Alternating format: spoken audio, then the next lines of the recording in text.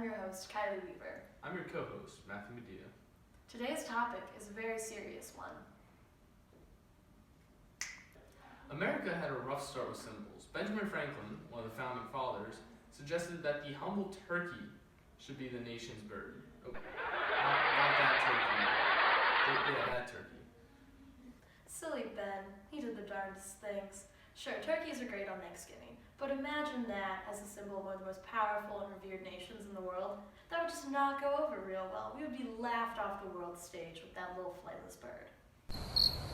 So instead, the bald eagle was chosen as the national bird. And since then, America's had many symbols to represent the country and unite its citizens. Yes, actually, one of these most important symbols is an oral one rather than a visual one. The national anthem. It took a while, but America adopted its own national anthem and has been popular at schools, sporting events, and among the citizens. It is meant to inspire a sense of unity and patriotic pride in our country. The Star-Spangled Banner is meant to remind citizens about the rights and freedoms America has given them. However, some people take advantage of these opportunities to voice their concerns about the government and protest.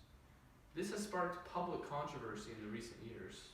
Especially with the prevalence of social media and the rise of technology in our daily lives, it becomes very easy for the general populace to become enamored with these different controversies, and as they go viral, it spreads across the globe, and in some cases it ignites a movement, other cases it just ignites the ire of the general population.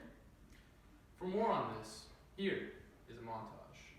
Colin Kaepernick's decision to not stand in protest during the national anthem caused other NFL players to follow his lead yesterday. I'm all in favor of anyone, athlete or non-athlete, being able to express what they believe in a peaceful manner. And that's exactly what Colin Kaepernick is doing, and I respect that.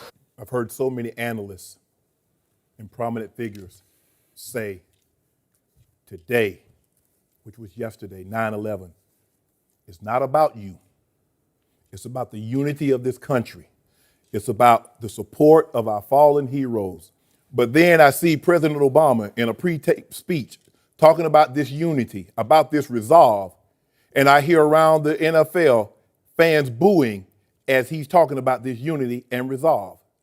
So if today is about unity and resolve, why are you booing the president? People say that I'm always fascinated. What is the right way? Here's the deal. So here's a black man in America who says, I don't know how to get a message across. If I march in the streets, people say I'm a thug.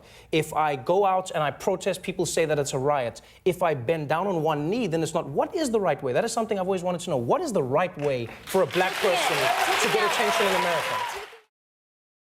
Protests against classic American symbols such as the national anthem and Pledge of Allegiance are more noticeable than ever due to the prominence and far reach of social media platforms such as Twitter, Facebook, Pinterest, Instagram, Snapchat, and Tumblr.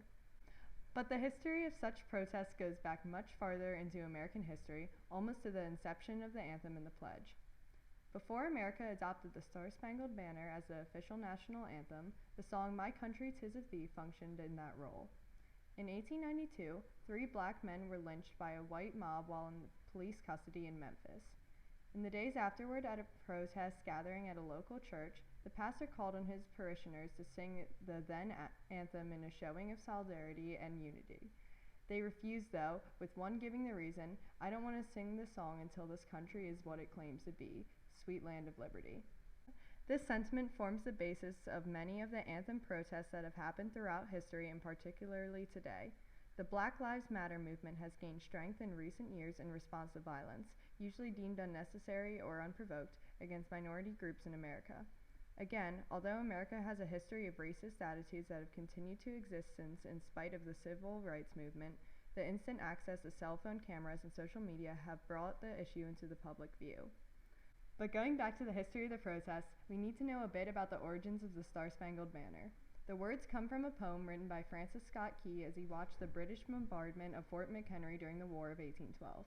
He was inspired by the American flag, which continued to fly above the fort throughout the battle and symbolized the American victory once it ended. It became an official American song, as designated by the government, about a century later, having been set to the tune and made very popular around the country as a patriotic song. It was officially adopted as the national anthem of the United States in 1931 during the Hoover administration. At the turn of the 20th century, protests against the national anthem served as protests against the U.S. involvement in world wars. During World War I, a refusal to stand acted as a protest against conscription, and this action was oftentimes associated with the socialism, Bolshevism, and communism, various political ideologies that were considered to be a challenge to the American way of life. During World War II, an event that enjoyed moderate publicity was when students at Haverford College in Pennsylvania refused to stand during the singing of the national anthem. According to the students, they protested the anthem because they believed it to be a custom that promotes a sort of rabid nationalism. In effect, protests against the national anthem during these two global wars were protests against the American way of life, rather than specifically a protest against racial inequality. Generally, protests against America that use national anthem as a target do not go over well with the general public. In spite of the oftentimes widespread disapproval of the way the protests are carried out, the protests are granted legal protection under the law. In a case in Phoenix, Arizona in 1963, a judge ruled that members of a religious group should be permitted to stay seated during the national anthem as to stand and sing would violate their beliefs. The language of the judge's decision included this: "The judge said the rights of minorities to exercise their constitutional guarantees is imperative even though acts and deeds of the majority may despise and loathe." Later in the 20th century, at the height of the civic rights movements, one of the most significant examples of protests against the national anthem came during the 1968 Olympics. Here, in Mexico City, two American sprinters named Tommy Smith and John Carlos protested racial inequality in the U.S. by bowing their heads and raising a single fist in Black Power salute during the playing of the national anthem. They were immediately suspended from the Olympic team, found it hard to find work once they returned home, and even received death threats at one point for their actions, according to Time magazine. However, they have set an enduring example and precedent for other athletes to call attention to issues that they care strongly about, especially when it comes to protesting racial inequality. Since then, there have been many other similar instances of national anthem protests occurring in the world of sports. As civil rights and racial inequality have come to the forefront of discussions about American culture, such an overt symbol of American pride is frequently a target for protesters who resent the systematic and institutional racism in our society. For athletes, a highly influential form of protest that they can undertake is one that takes place on the national stage and during a sport that is practically synonymous with American culture itself: football. For these reasons, one of the most well-known and controversial individuals of our time is Colin Kaepernick, a football player for the San Francisco 49ers. In the August of 2016, Kaepernick began kneeling during the national anthem before every football game. In explanation, Kaepernick says that he is not going to stand up to show pride for a flag for a country that oppresses black people and people of color. When asked when he will stop kneeling during the anthem, Kaepernick answers that he will stop when he feels that the flag represents what it's supposed to represent. After the many publicized instances of police brutality against people of color, the formation of Black Lives Matter movement, and the highly documented and controversial deaths of African Americans by the police within the past few years, Kaepernick's protest seems almost like inevitability. The Kaepernick protests have inspired many other athletes and public figures to show their support in similar ways.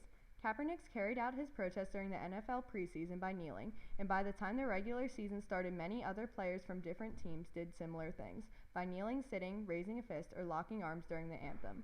The protest spread to other sports in the weeks following Kaepernick's protest, including examples at the high school, college, and professional level in sports such as football, volleyball, and soccer. The most high-profile of the subsequent protests came from Megan Rapinoe, a professional soccer player and member of the U.S. women's national team.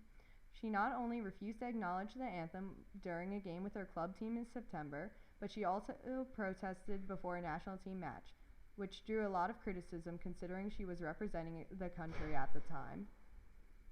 Acts against the national anthem have been seen throughout time, expanding platforms from in sports to in schools. Although whether such protests are insulting or inspiring is still in debate, there is no question that this form of protest gains attention and will continue to be discussed for years to come.